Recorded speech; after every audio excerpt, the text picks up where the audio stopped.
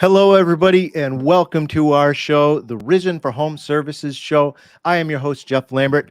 Today, we're going to be talking about the importance of making sure that you document properly how you want things to be done at your services company. You have a specific way that you want to do things, and you have to make sure that you can put that down in a way that the rest of your organization can really understand and be able to follow through with. So, to discuss this topic today, I'm joined by two individuals that I know very well, that you're going to get to know very well as we move on through this show.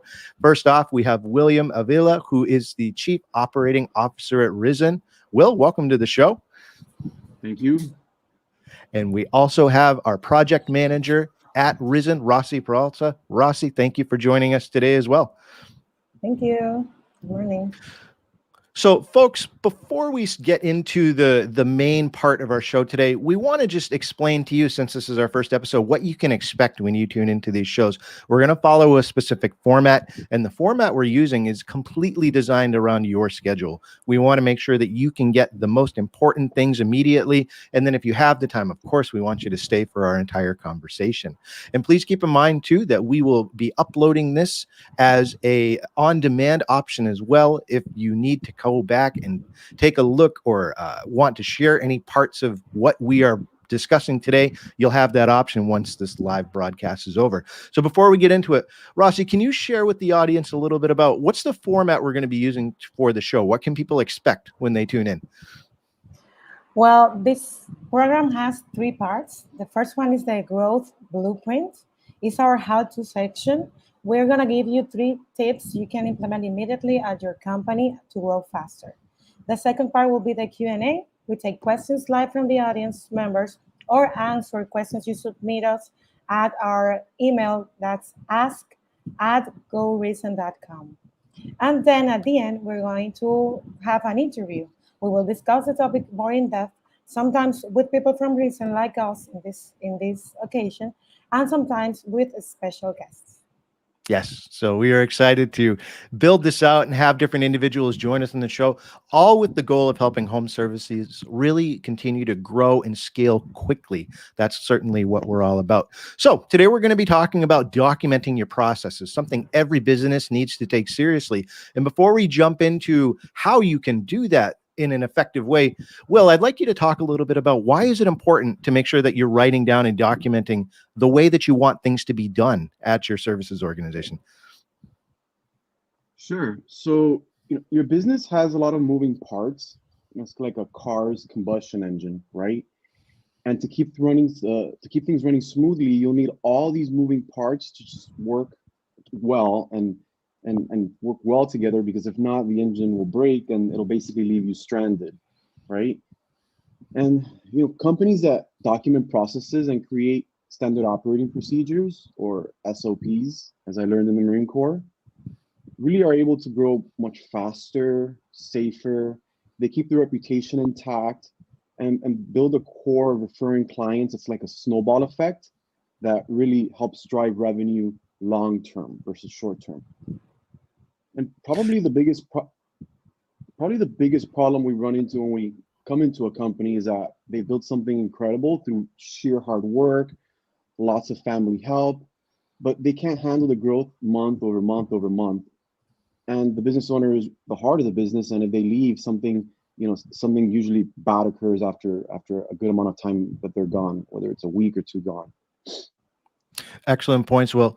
Can you talk to us a little bit about, there's got to be some reasons specifically that you can give to our audience why they should take this step. You've talked about the importance. What are some reasons behind what you can see, the results of actually taking time to document your processes? Yeah. So you tell your staff and team what is the best, safest, or even required way to do something. So notice I said required. So a classic example is a garage door spring. So serious injury can occur if a garage door unit is handled wrong, right? Many of us have heard that. So you require these techs to perform a series of steps to protect themselves from injury, or others for that matter. And you would have these steps in place in your training, documented, to keep your staff safe. And another thing is that part of the business is that people come and go. You know, it's just the natural progression of things. You know, these transitions shouldn't send your business into, you know, a grinding halt, which I've seen when people walk out the door. And you want to make sure your company's productivity doesn't go with them by having that job function fully documented. So if you have to go in and start sending out invoices because your accountant quit because you have everything documented, you can do that. Meantime, you find somebody that will, you know, temporarily help you, or and until you get that full-time help. So, you know, when you document the right way to do something, you also set an expectation within your organization that that's how things will be done. And from that point forward, that's how it has to be done, right? So no more guessing or just going back to the old way, no exception. So it really provides that core and that strong foundation like a house. Absolutely, folks. That can't be overstated enough. The importance of making sure that you can not only build something that everyone can follow, but making sure, because change happens, that things can flow right along as your company grows. People are going to come and go. You have to be able to adjust for those things. Great points, Will. And so now that we've kind of established the importance of documenting your processes, we're going to jump right into our next section, which we are calling the growth blueprint. Now, the growth blueprint specifically is discussing what tips can you take immediately to be able to implement documenting processes in your company. So we have 3 tips for you specifically on how you can start going about doing that. So Rossie, I'd like to start off with you. Our first tip, I think it's important that we lay out. It's important to understand that there's different ways to document what you're doing, your procedures. There's documenting overall processes, and then there's also outlining what Will mentioned, standard operating procedures. There is a difference between the two. Can you clarify that for us? Yes, processes look at a task from a high level, moving through the general ways to do something. Processes leave the space for interpretation and experimentation. This is great when it comes to innovation, but not so great if you need a predictable outcome. With a process, you can't guarantee that you get the same results every time. Let's say you're cooking a cake. A process is like the recipe of cooking a cake, of making the cake. So it will tell you the ingredients, it will tell you what you need to do step by step, but it doesn't tells you or guarantees the result of doing a cake. Let's remember the nail that show. Yeah, you know, they have the processes, but they don't. They can make it as the owner. So an SOP take the same high level look as processes and then dive into its little details. An SOP will explicitly answer the questions who, where, when, what, and how, while a process might only answer hints at some of this. A well-written SOP will always get you the same results. That's because by including all the little details, SOPs remove all the variables, leaving nothing up to chance. An example, the same cake, let's say the same cake. In an SOP, the document will include information such as who is the responsible of cooking the cake, where is the space created to do it, when it needs to be done, what ingredients you need to have and where to buy them, how you need to do it with details as the temperature of the oven in every step. The goal is to make the process so standardized that anyone can get the same result always. Let's say it's like a McDonald's of cakes, something like that. Yeah, that's a great way to say it, Rossi. I agree. And so now that we've outlined the differences between what a standard operating procedure should be used for and documenting processes, I guess in a wider way, why don't we go ahead and jump into the different ways you can actually format these? So, Will, you have 3 different methods that people can follow to actually go through what's the harder part, which is standard operating procedures.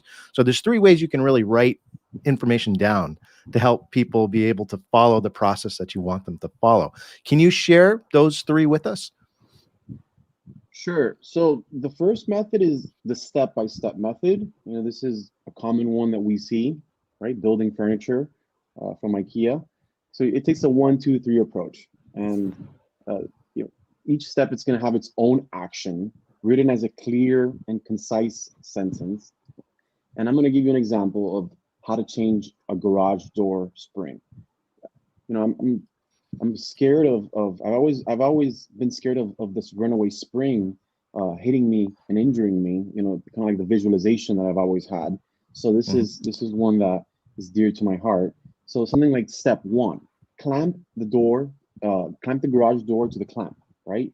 So, explaining what the step is maybe is not clear to everybody unless you're in garage doors, but take a picture, you could do a video of what specifically you're discussing when you clamp something down, okay? So then the second step would be loosen the unbroken string. So this is perhaps something that you want to take a video of how to physically loosen the spring and maybe the resistance it's going to give you back, right? And then step 3 will be unwind the broken spring using 2 winding bars, right? So for this step, for sure, you'll need a video. So you have all these different tools available to you and you can just combine it. Now, the advantages of this step-by-step method is that it makes things simple and easy to follow. The person using the SOP just has to go down the list, 1, 2, 3, 4, 5, 6, 7, 8, 9, 10.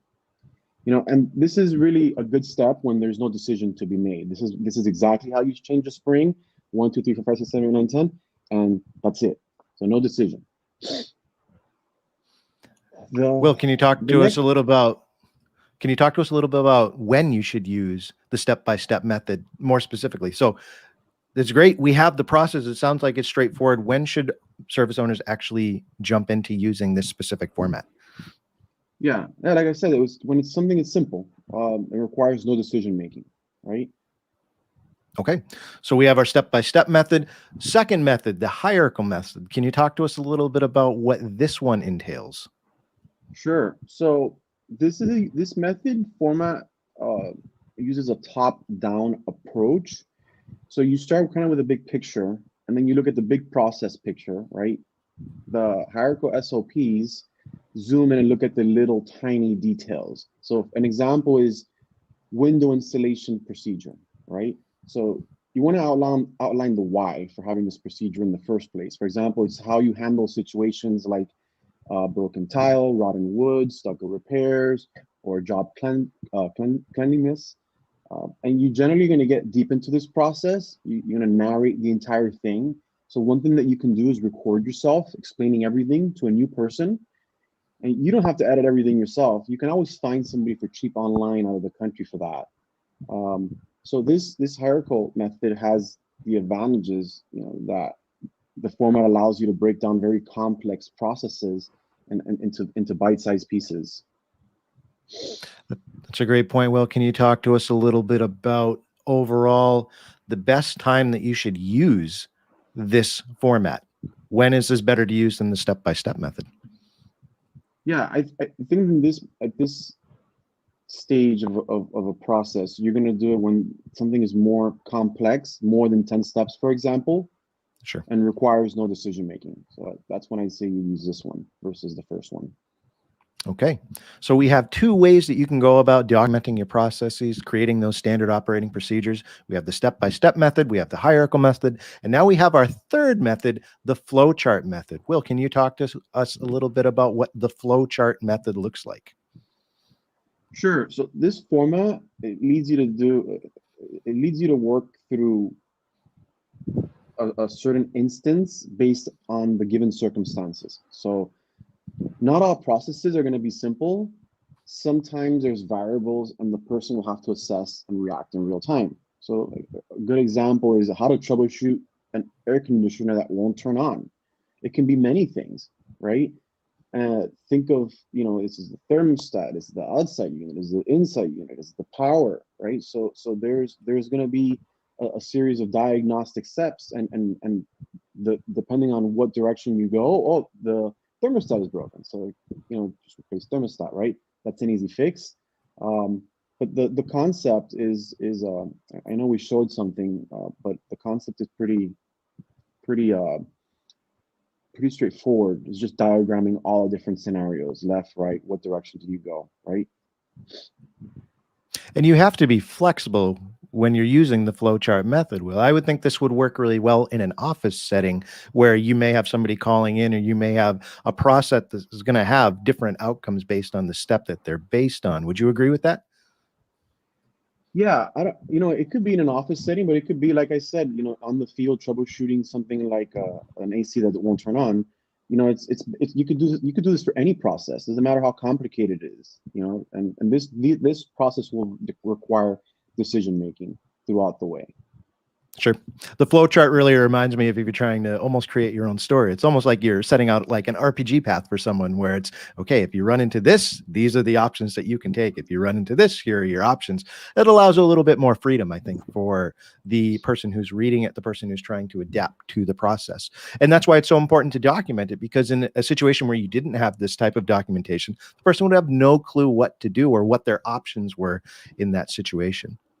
So just to recap, Will, we have 3 different formats that you mentioned that could be used for developing a standard operating procedure. We had the hierarchical method, we have the step-by-step method, and of course we have the flowchart method. So now that we've kind of gone through how you can document these in different ways, now we want to get into the right way to be able to write a standard operating procedure, because there are steps you can follow to make them effective instead of just writing something down on a napkin real quick before you get out of your truck. There's a good way to go about this. So Rossie, I'd like you to kind of walk us through our third tip. How can individuals write a successful standard operating procedure and SOP document? Yes. So there are international certifications such as ISO 9000 that detail standardized steps for the creation of SOPs, but this takes time. We prefer to mention basic steps that you can implement in your company from now on.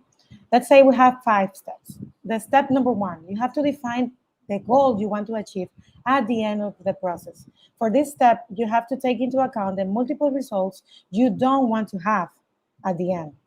This will help you create a process that will reduce errors. You can take the time to remember what has gone wrong before. The step number 2, I'm sorry? No, please continue. Okay. Step number 2 will be choosing a format. As Will said, you have 3 options, and there's a lot of other options that you can use to create the format of your process. Just pick the one that will work best for you. Then the step number three will be talk to your team, especially to the person who uses these processes on a regular basis. This will help you to refine and test some of your ideas and understand what the person needs to have a better result. The step number 4 will be write the SOP. It should be written in a way that a person with no previous knowledge of the process can understand and do it. And the last step, the step number 5, is continuous improvement. You have to review, test, edit, and repeat. You can use softwares like Trenial to write your SOPs and have this continuous improvement process.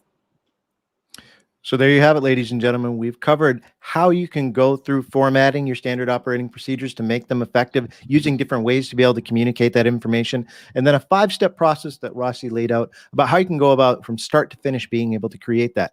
Now, we're sharing this with you, obviously, in real time. Stay tuned to the end of the episode, because we actually have a full document that you can download that has all these steps listed out that will help you create your first SOP.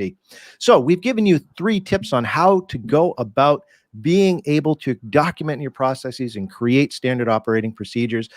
Now we're going to go into the second part of our show, where we're going to answer questions directly from our audience that has to do with documenting processes. So we call this section, believe it or not, the Q&A section.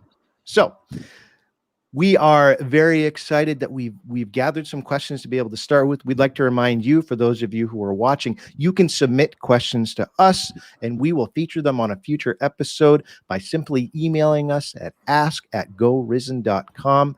Very simple way to do it. It's right in the show notes. If you are watching this on demand, we would love to have the feedback with you as we go through. So why don't we go ahead and jump into our first question. Question number 1 comes to us from Chris. Chris asks, I have developed standard operating procedures for my HVAC installation company, but it's like whack-a-mole to get people to actually follow them.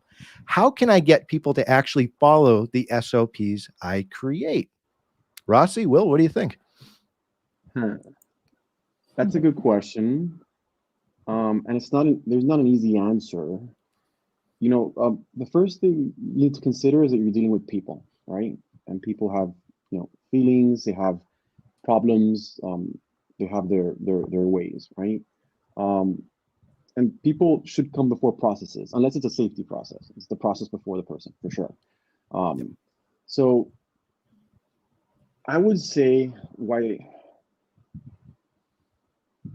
Yeah, I would say that, you have to just be realistic um, about how easily your process is to find. Is it is it available on an iPhone, an Android? Is it on an iPad that they can quickly look at it, right? Yeah.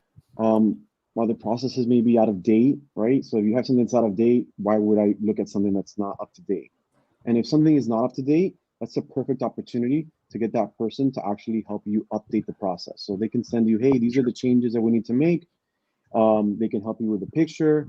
They could take a video to help you update it. So you leverage your team, because there's no process that's going to be final unless it's gone through many changes. And things do change, right? New equipment to install, new ways of installing it, new ways of programming equipment. Um, Another thing I think is nobody has the responsibility of mentoring the team and policing the process adherence. So, you really want to have somebody that's supervising to ensure that this process is being implemented, right? Uh, you could have a process that's boring, at least to that person, and you might have the wrong person doing the job duty, right? If it's boring or tedious to do some kind of invoicing for your home services company, you might not have the right person in the right seat. And that happens a lot, actually. I'd say, yeah, errors are treated as one-offs. Yeah. Not real problems with the process. So if you have the same error happening kind of every now and then, you don't realize that's something in your process that you can address. Those are all good points. Well, and thinking about making sure that you're putting the user first, trying to determine what the problem is, because you can't just write it off and say, well, they're not doing it. It's important to really think about why they're not doing it. And then, of course, if you have a problem as time goes on, then it has to be addressed. But thinking about the why is important. So you listed some great reasons why someone might not be following an SOP. Can you talk a little bit about what are some solutions that could be put in place if you identify any of these issues as being something that's existing in your company? Yeah, you can have like a checklist or an approval process that has to be signed or initialed when an SOP is complete, or as an SOP is being done, to document it. You could document it on paper or even digitally. And it brings accountability into the process. Like, you have a paper that you have to actually turn in, right?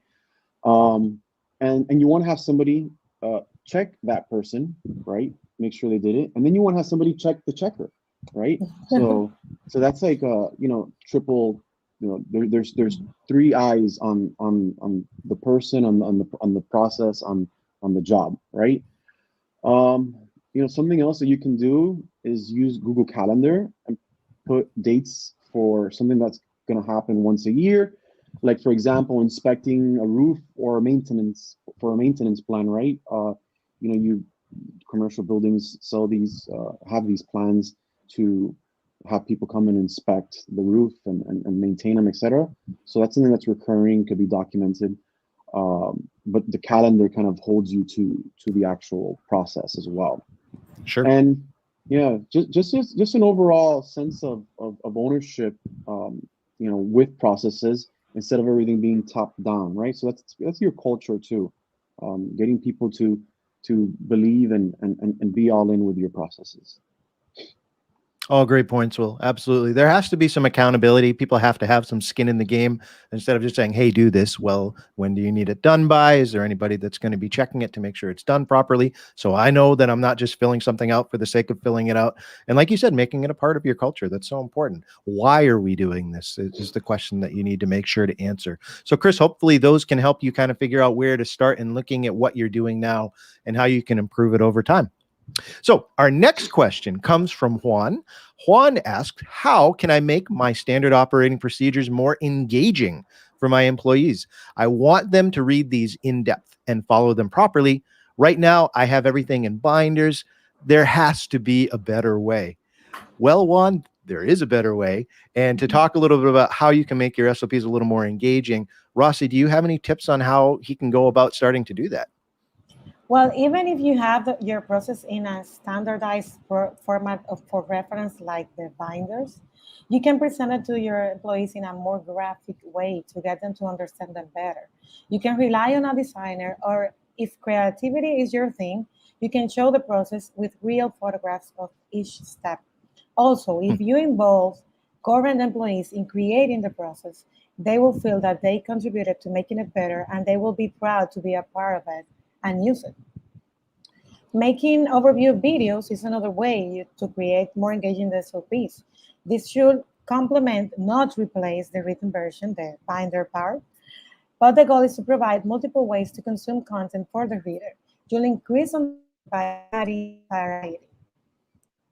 And also you can ask them, what you don't understand, how can I help you to understand the part, and get involved in the process for that too. Rossie, you have kids, I have kids, Will, you have kids. You know, as they grow up, we realize very quickly that the best way to help them learn something is to have them do it. You know, you want something to get water out of the fridge, let me show you how to do that. If you want to be able to learn how to cook for yourself, I'm going to show you how to do that. And myself, as a former teacher, I've also learned the importance of having kids actually, the best way for them to learn something is have them get up front and talk about it, to have them teach it. So I think there's a similar thread here we're talking about, where people have to be involved in the process in order to really take ownership of it. And I wanted to touch on another thing you mentioned too, Rossie, because I think when people hear, oh no, I have to make a video to outline a standard operating procedure, I don't have the budget for that. Does it have to be, you know, a $2,000 budget video that you're putting in your SOP? No, it doesn't. It's just it has to be real, and you can involve your employees in that part too. It's just to make them understand the process and be part of it. So it doesn't have to be like a $1 million video for that. You just need to achieve your goal. Absolutely. Great point. So hopefully we've helped you, Juan, be able to figure out how you can get it out of those binders and make it a little more engaging for your employees. And we'll take one more question that we've gotten from the audience. Will, I'd like your help a little bit on this one. This question comes from Raul. Raul asks, excuse me, I want to take all of my processes and standard operating procedures that I've developed digital. I have them in physical form right now. What service do you recommend that I use to actually accomplish this? There's a lot of options out there for sure. Luckily, we've been documenting processes for years and years, and we've helped other companies do that as well. So Will, can you share some information with Raul on what we would recommend to do this? Yeah, I mean, so we use Trainial. We didn't always use Trainial. We started documenting our processes on a shared document on Google Docs.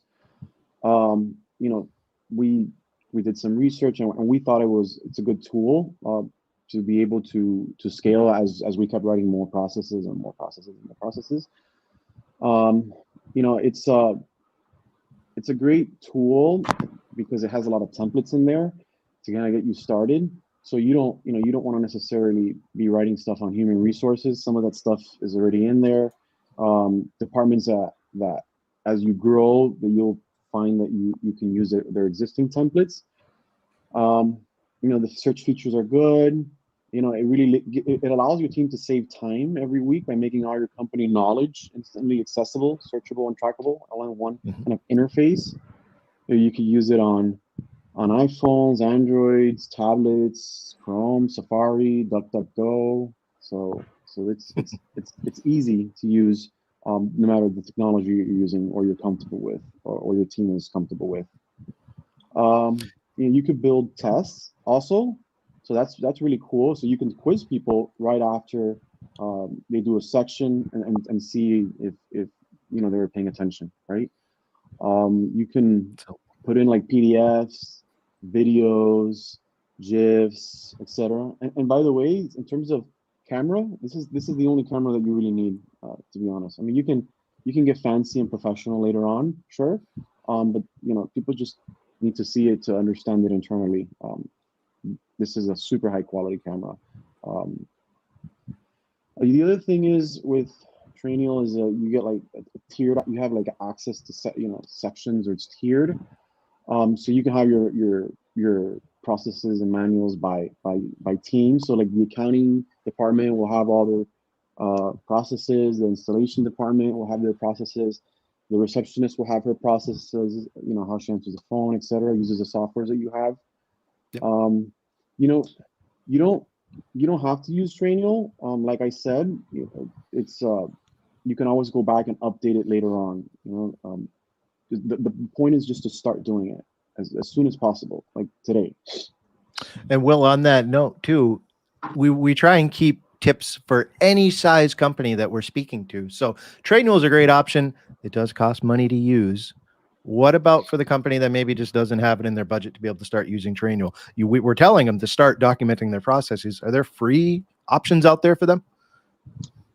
I mean, I haven't done any research recently, but like I said, a Google Sheet is a great way to just have and Google Sheets, for maybe those of you who aren't familiar, if you use G Suite as to send out your emails, it has inbuilt a web-based a web version of documents. So all your documents are in the cloud. Like, instead of Microsoft Word being on your computer physically, Sheets is just in the cloud. And then Microsoft also offers a similar service for cloud documentation.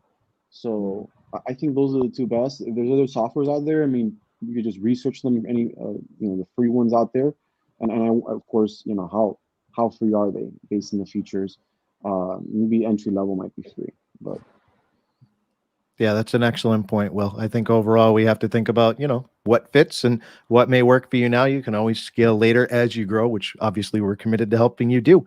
So to the people that submitted questions, thank you so much. We appreciate your support and your involvement in the show. And hopefully we've been able to give you real world everyday examples to help you implement these.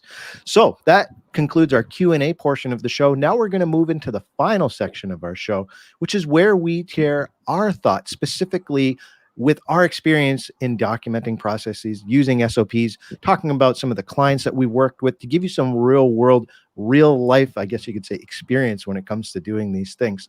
So I'm going to open up the forum, this round table here, to the both of you to answer as you have insight into it. Why don't we start off by talking about, on your day-to-day, Rossie, Will, you both document a lot of processes on a day-to-day basis.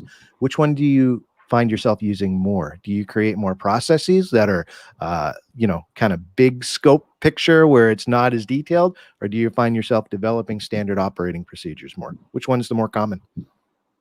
Well, for me, as an industrial engineer, I use processes even in my house. So for the company, I recommend a combination of them both, because it depends on the needs and the results you want to achieve. If you want to make sure the result is always the same or better, then choose to create an SOP instead of just a process. If the process is simple and you just want to tell everyone how to do something, you can use just the process. But the thing is, you need to start now, as Will said, because things get bigger, and if things get bigger, you won't have the time to create it from the beginning. That's a great Yeah. point. I would. What about you, Will? I use, I create both equally. Maybe I write a lot of step-by-step processes, like for at least for my function, it's very step-by-step. But yeah, it's really both, and it depends on the business. They're meant to be used hand in hand. They work together. So both. Absolutely. Do you both have a favorite type of standard operating procedure format that you like? Do you find yourself using the flowchart method or the step-by-step? What's your favorite tool to use? For me, the flowchart is the best one, because I'm visual. I like to see how things go. So I have like 3 formats for flowchart. So all my Okay. processes are in flowchart. It's the best way to see it. I would say I use step-by-step a ton. The hierarchical, I also do a good amount of documentation there. The flowchart I actually don't use as much. Maybe it's well, actually I do. I'll do it on paper. I'll draw it out. Yeah. There's tools out there to get the visualization up on your cloud, or however you want to do it. So I think that just get a piece of paper and draw little circles and draw the lines. Start there with paper, like I said, like I use, Yep. because that's how my brain works. I'm working on learning some softwares just to be a little bit more efficient. But don't feel like you have to learn like some flowchart creating software. No, you don't have to. No, And also, at all. the part that I love about the flowchart is that it makes you realize what will be the possible solutions. So you can have a lot of ideas. It's like brainstorming in a chart. So Mm-hmm. Yep. I love it for that part too. Absolutely. And this is a callback to what you said earlier, Rossi. It's really important to make sure that you are working within, with the realization that you're starting. You want to go back and revise your operating procedures on a regular basis, and you want to include your crew in that. So if your starting point isn't perfect, that's okay. If it's written down on a piece of paper, or if it doesn't include all the steps that you can think, the point is to write it out, test it, revise it, and keep going back to it, because that's the only way it's going to improve. 100%, both of you. I would agree completely. Let's go to our next question. Can you tell me a little bit more in your own life? Can you think of a time when you created a standard operating procedure and it made your life easier? Well, for me, the one that was like, wow, why I didn't do this before? The onboarding process for new clients. You want to have new clients like all the time. So if you don't create like an onboarding process that it's easy and everybody knows what to do in what part to do it, it's really hard and it affects the experience of the customer. So when we created the onboarding process for new clients, it was like, oh my God, they felt so comfortable with the process, and we knew what to do and when to talk to the client. So after we did that, it's like a life-changing process. Well, what about you? Anything jump out? Yeah. Anything technical, I do a lot of technical stuff. Setting up like call tracking, Google Analytics, and all these things, require a lot of steps. And many years ago, when I started documenting how to do this, somebody can help me do these tasks, that really was a game changer for me, because actually, wow, I've been documenting processes for over at least 15 years, and anything difficult and technical, that is going to require a lot of my time, and like I may have to figure it out, right? And you as a business owner may take time, to create a very detailed process SOP documentation for something important in your business. It's critical, but by getting it out of your brain and putting it down there, it's really, it's really going to just allow you to remove yourself from that task in the future. Great points, Will. Absolutely. Why don't we go to one more question, ladies and gentlemen? Can you tell me a little bit why, we've worked with a lot of clients in the home services space. We've really been able to see the companies that are using this to their full extent and some that aren't at all. In your experience, why aren't more services companies documenting their processes and establishing standard operating procedures? What are the roadblocks? For me, as working in a company too, the time and ignorance. It sounds harsh, but if they knew how much work time and even money it reduces having defined processes, they will do it from the beginning. So That's a ignorance great is point. one of the issues there. And one of the benefits of tuning into the show is we're showing you how to be able to start this process. And we have a special gift at the end, so hang in there to be able to help you even do that even further. Will, can you think of a reason that pops out to you? Why are companies not doing this more? Where are the roadblocks? Yeah, we ran into these roadblocks initially ourselves, right? Because I didn't write every process. I'm not in every department, and it's really about just creating that culture of documentation and ingraining it, right? So what we did is we would have every week for I don't know how long, like it was like I think it was like 2 hours just to sit down and write processes, right? And then after that 1-2 hour session, we would go back and look at what each person did. So you would see that there was somebody that would maybe write like 5 sentences and then they were just stuck. So they probably just were like they were on Facebook, or they were just like they didn't want to do it, right? So then, and then you have the other person, right? Like who wrote like a super long, detailed process, and then you have one that kind of did something like in the middle in terms of quality, and that's okay, right? So through the feedback that we would give, for example, the one person who shall not be named, Rod, you'll see him later on. It was just about having a structure, a format, creating a habit, like any habit, right? You have to work at it, and you're not gonna love every habit, but you have to make time for it, and by having those kind of like process documentation days, is how we created the culture. And maybe even once you have them, maybe every quarter have that time frame. You don't have to do it every week, especially when you have most of them written down, but schedule in that time where everybody's forced to analyze everything that you have or write down new processes. Absolutely. Great tips from both of you to kind of make this real life, because you deal with this on a daily basis. This isn't something we just pulled out of an encyclopedia that we're sharing with our audience. So overall, folks, we've started off with this format.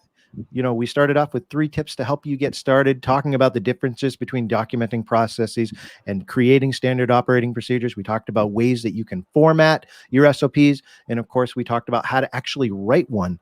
And hopefully we've given you some real world examples as well that show you how these can work, how these can be implemented into your business. But if you take one thing out of this entire show, the important thing that I think we're telling you is you need to start. And in order to start, it's good to have a guide.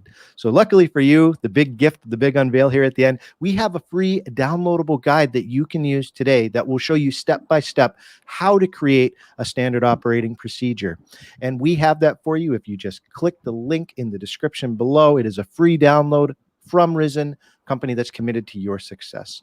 So please take advantage of that free download, and we hope that you will join us for another episode. Every week we're coming out with a new broadcast, and we're hoping that you'll click to subscribe to join us. Follow us on social media. We are on Facebook, we're on Instagram, and we're on Twitter at Risen Inbound. Thank you so much for joining us for today, and we'll see you next week. Rossie, Will, thanks for joining us. Thank you. Bye. Thank you. Bye. Bye, everybody.